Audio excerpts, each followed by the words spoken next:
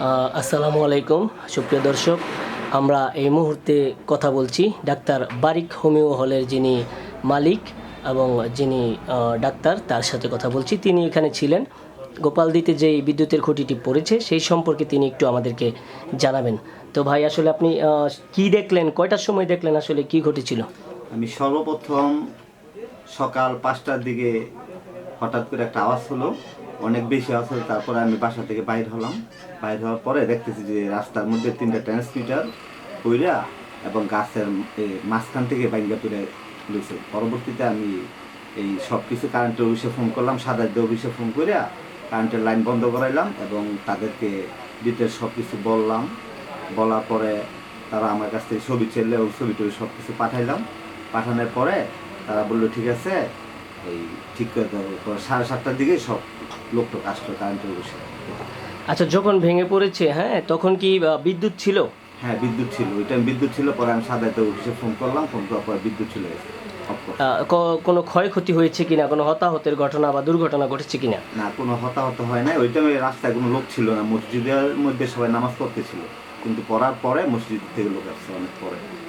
কোনো শুধু আমি একাই ছিলাম এখানে। কোনো আগুন টাগুন লাগছে কিনা? বা কোনো আগুন লাগে না, কারেন্টে মানে রাস্তার মধ্যে করছিল, এই জন্য কোনো ক্ষয়ক্ষতি হয় নাই। লাইটও হঠাৎ করে মানে ফোন করার পরে বন্ধ হয়ে গেছে কারেন্ট। আচ্ছা, ঘটনাটা আসলে কি জন্য ঘটতে পারে বা গাছটা কেন পড়ছে আপনার বলে মনে হয়? ঘটনাটা হলো যে গাছটা সেটা অনেক পুরানো, এটা মাঝখানে পানি ঢুকে গাছটা একটু ইয়ে হয়ে গেছে, মানে হালকা হয়ে গেছে।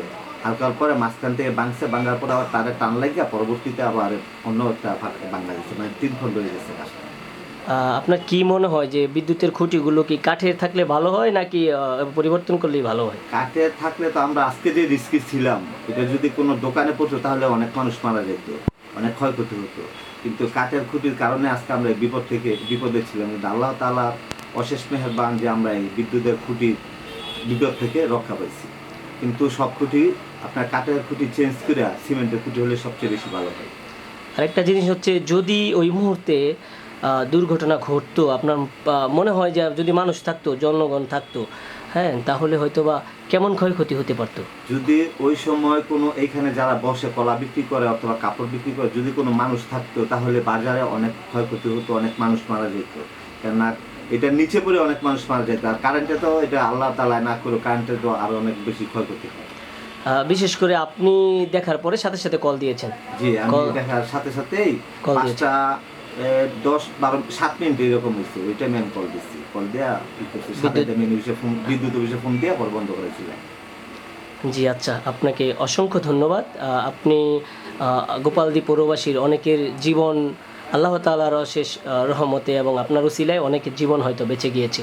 আপনাদেরকে অনেক ধন্যবাদ। আপনারা সবাই দোয়া করুন আমরা যেন পৌরবাসীর সবাই যেন সেফটি থাকি। আসসালামু আলাইকুম।